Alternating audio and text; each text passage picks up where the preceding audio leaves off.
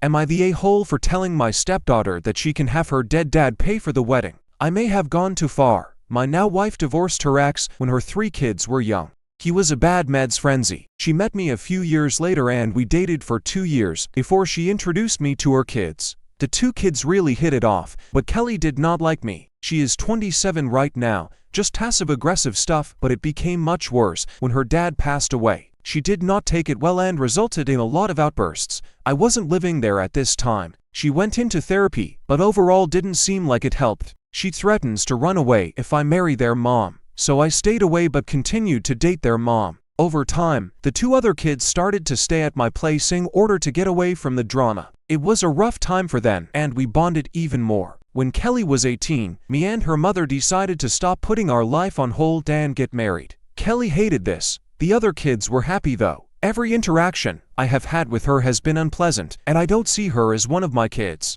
I eventually adopted her siblings, and they were 16 and 17. They asked me. During that time, she destroyed a lot of her siblings' stuff for betraying their dad. Now I rarely see her, and I prefer it that way. The 2 kids have a on-and-off relationship.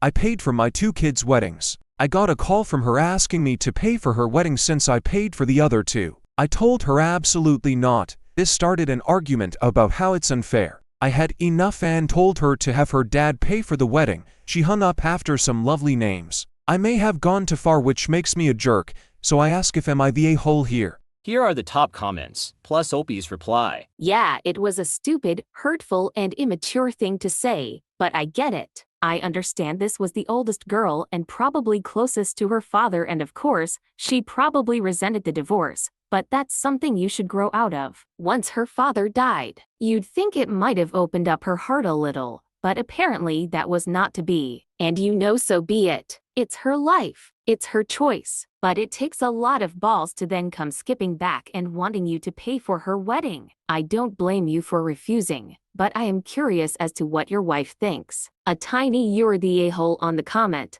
a big "not the a-hole" on not paying for the wedding. OP replied, Yeah, it was petty. Thinking about it, it was resentment building up for how many times I just took her anger. It was like finally standing up to a bully. After so many years of taking it, it sure felt great to give it back no matter how petty it was. Everyone sucks here. You were in the right to say no. You'd have been in the right to say, because I pay for my kids' weddings. But taking a swing at her dead dad was a bit too far. Kelly didn't only decide you weren't their father figure, she also decided to dehumanize you, blackmail her mom, and terrorize her siblings for making a different choice than her. Having a trauma over losing her bad meds frenzy dad doesn't excuse over a decade of crappy behavior topped off with ridiculous entitlement. Not the a-hole, she get what she asked for.